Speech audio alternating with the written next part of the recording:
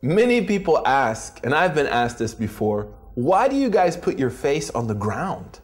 What are you doing? What is this prostration? You know, this prostration, or sujood in the Arabic language, is not something new. If you look, for example, in the Christian New Testament, the book of Matthew, chapter 26, verse 39, you'll find Jesus described there as prostrating and beseeching his Lord for his bounties. In the Old Testament, we find the great prophets, such as Abraham and Moses and David, peace be upon all of them, described as prostrating and beseeching their Lord. What this shows us is that Islam is not a new message. Islam is not the invention of Muhammad, peace be upon him, but Islam is the message of all of the prophets, and the prophecy of Muhammad is the culmination of that prophetic message. It represents the zenith of the prophetic message to humanity. Now, what I would like you to do is try to imagine a way that you would show your submission to God. What would you do? What act would you exhibit if you wanted to show your submission to God? Is there any greater act than the act of prostration? I challenge you to prostrate to your Creator. Malcolm X, a famous convert to Islam, said the most difficult thing he had to do when he became a Muslim was to destroy the arrogance in his soul and prostrate to his Lord. And he said the reason that it was difficult was not because of his arrogance, but he knew that once he prostrated to his Lord and he tasted the sweetness of that prostration and submission, he would never prostrate to anything else again.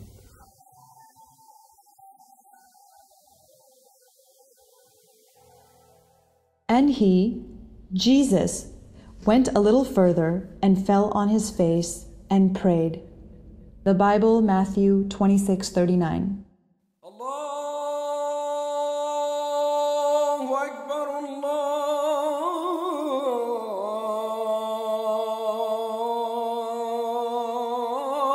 Akbar.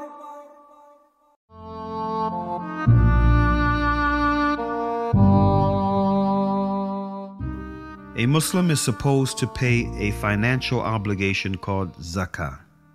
All Muslims should spend 2.5% of their cash savings that were unused for a whole year on the poor, the needy, the homeless, and the orphans. In the early ages, zakah played a major role in freeing slaves. Muslims used it to buy slaves and free them on the spot.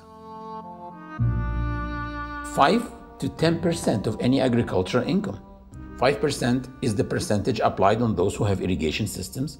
10% is the percentage applied on those who have no irrigation systems, but they depend on rain because they don't have much costs coming out of their pockets. 20% of any extracted resources or minerals, like petroleum, which means that governments, before they go buy arms and weapons for their armies, according to this ritual, they should spend at least 20% of their resources on the poor, the needy, the hungry people, and the homeless. And guess what? This is not a charity. Zakah is the right of the poor on the rich. Muslims do spend in charity, which what they spend in addition to the zakah. One of the traditions of Prophet Muhammad, peace be upon him, is spend with your right hand what your left hand doesn't know, which means without showing off. Do it with sincerity.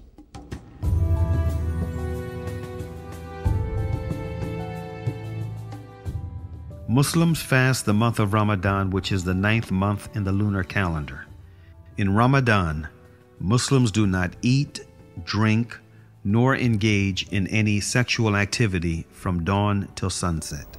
At dawn, one controls himself from approaching the lawful, eating, drinking, or any sexual activity with his wife. At sunset, he can practice any of that again, and this happens 30 times. At dawn, one controls himself. By sunset, he can practice any of that again. And next day, control. Practice, control, practice. Do you see what I'm doing? Looks like a workout. After 30 days, one becomes behind the wheel, driving this body, not his body driving him. He becomes in control of his stomach and his sexual organs. Fasting is a ritual of worship that enhances your patience and perseverance through the discipline. Allah said in the Quran about fasting, O you who believe, fasting has been prescribed on you as it was prescribed on those before you, that you might guard yourselves.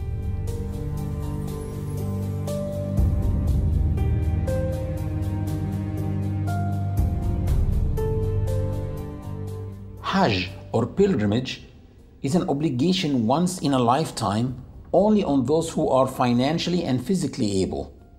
It shows the universality of this religion. Last year, I did pilgrimage with 2.5 million Muslims. We were all moving together from one place to the other, eating together, worshiping together, praying together, and wearing the same simple clothes together.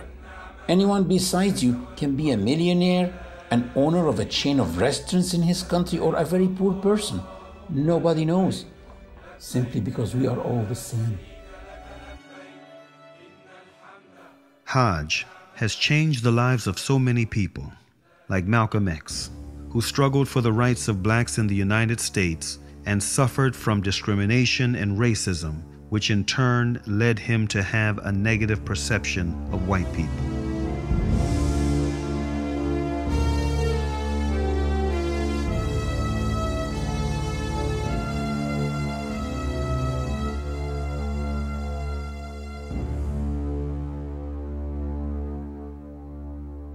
After performing Hajj, he changed. He wrote a letter to his loyal assistants in his newly formed Muslim mosque in Harlem, asking them to duplicate it and distribute it to the press.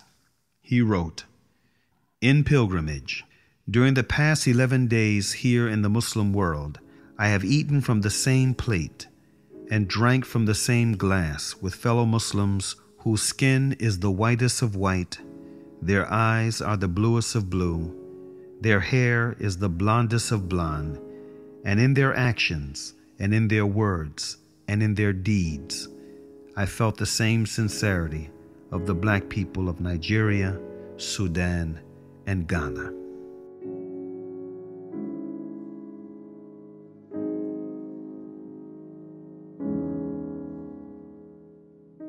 Peace, justice, and security can be attained only when man knows the purpose of his creation. That purpose is to turn to one's Creator, to turn to the one and only God, Allah.